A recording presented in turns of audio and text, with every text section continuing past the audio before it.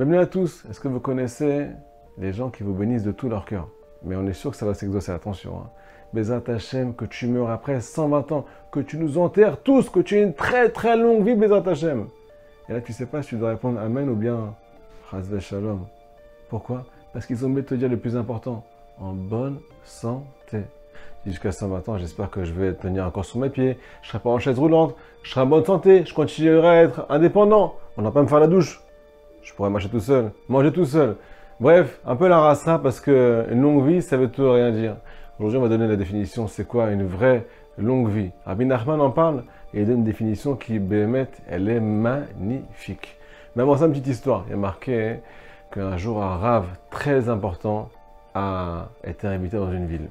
Une ville, mais il ne savait pas trop où il allait, il ne connaissait pas les habitants là-bas, il était un petit peu méfiant. Et le jour où il arrive là-bas, il demande à faire connaissance, bien entendu, des gens, et il demande à faire une visite. Et, un peu spécial, ce Rav, il demande premièrement d'aller au cimetière. Les gens lui disent, vous êtes sûr, Rav, que vous voulez commencer par le cimetière? Est-ce qu'on va vous montrer la communauté d'abord? Un petit peu plus gai, hein? On l'a fait sympathique, par Asra. Le Rav, il dit, non, je vais aller au cimetière et rien d'autre. Ils arrivent au cimetière à Botaï, et là, le Rav, il commence à regarder ce qu'il y a marqué sur les tombes juives. Il voit que tout le monde est mort très très jeune. Première tombe, un tel est mort à 15 ans. 15 ans. Deuxième tombe, 20 ans. Troisième tombe, 18 ans. Mais il y avait quelque chose de très intéressant là-bas. C'est que sur chaque tombe, malgré le jeune âge de ces personnes, il est marqué des louanges extraordinaires.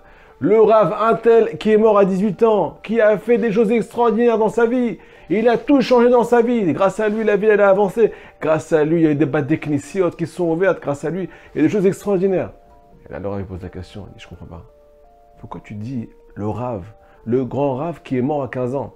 Un grand Rav, c'est quelqu'un qui a de la bouteille, quelqu'un qui a de l'expérience, quelqu'un qui a eu la longévité des jours. Mais celui, il est mort jeune. Qu'est-ce qu'il a fait comme bêtise dans sa vie? Et là, on lui a répondu quelque chose de magnifique. Écoutez ce qu'on lui a répondu. On lui a répondu que tout simplement, ils avaient l'habitude dans leur ville. Ils ont encore le minag que chaque juif, chaque jour, il prend un petit calepin et il note ce qu'il a fait dans la journée. Pas ce qu'il a fait de mal, ce qu'il a fait pour Dieu, ce qu'il a fait pour le peuple d'Israël, ce qu'il a fait pour sa famille, ce qu'il a fait pour lui-même, pour changer le monde, pour faire améliorer le monde. Combien il a aidé son prochain, combien il a étudié la Torah. Le monde tient sur la Torah, sur le chesed et sur la prière. Combien tu as prié aujourd'hui? Combien le Télim il a fait, combien il a fait le beau des doutes, combien il a essayé de s'attacher à Dieu et de faire découvrir au monde entier, comme Avraham Avinu, la présence de Dieu dans ce monde. Toutes ces heures sont comptabilisées. Et à la fin, on va compter combien de jours il a vraiment vécu. Celui-là, il a vécu 15 ans. Il n'est pas mort à 15 ans. Il est mort à 80 ans, mais il y avait 15 ans qui étaient pleins. Bémet, ça s'appelle la longévité des jours. Celui-là, il est mort à 25 ans, mais c'est un patriarche. Combien de temps il a vécu? 100 ans. Celui-là, à 18 ans, il a vécu 95 ans. Le Rav, il était émerveillé par le minag, l'habitude de cette ville. Écoutez ce qu'il y a marqué dans la paracha. Va Avram Zaken Babayamim. Avram, il était vieux. Babayamim.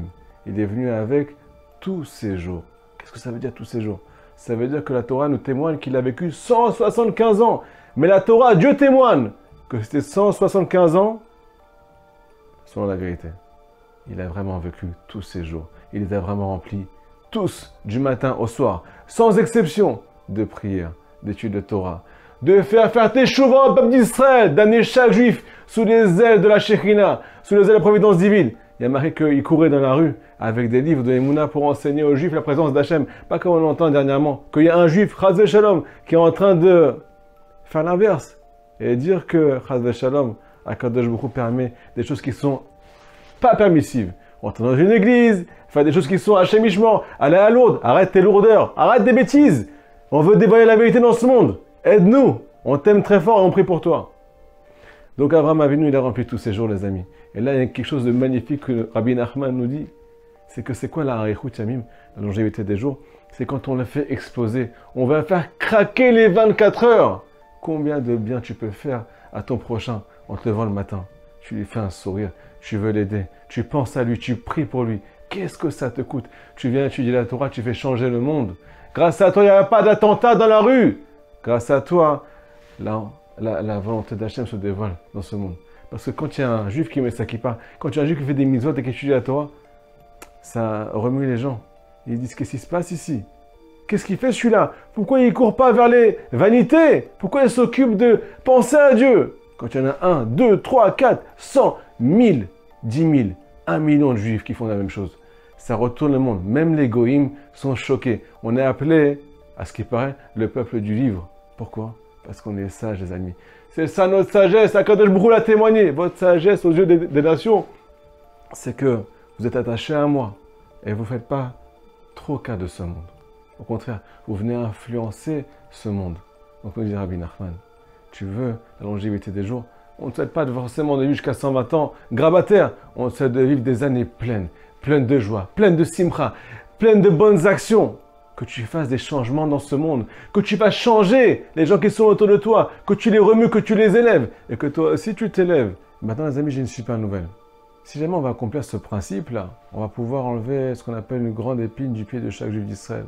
Tout le monde se plaint qu'ils ne sont pas assez remplis, qu'ils manquent de joie, qu'ils manquent de ce qu'on appelle de punch, manquent de volonté, manquent de tout ce que vous pouvez imaginer. La santé, c'est pas comme ils veulent, ainsi de suite. Bref, tout le monde se plaint.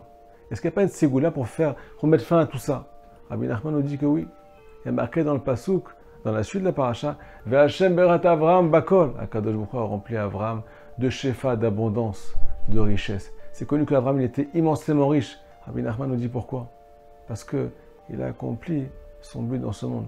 Il a aidé Hachem à faire évoluer la création. Donc il avait besoin d'argent, besoin de joie, besoin de bonne santé pour pouvoir courir, réveiller les Juifs du peuple d'Israël et les ramener sous les aides de la Providence. Donc de quoi dépend la bracha? Ça dépend est-ce que tu vas l'utiliser ou pas.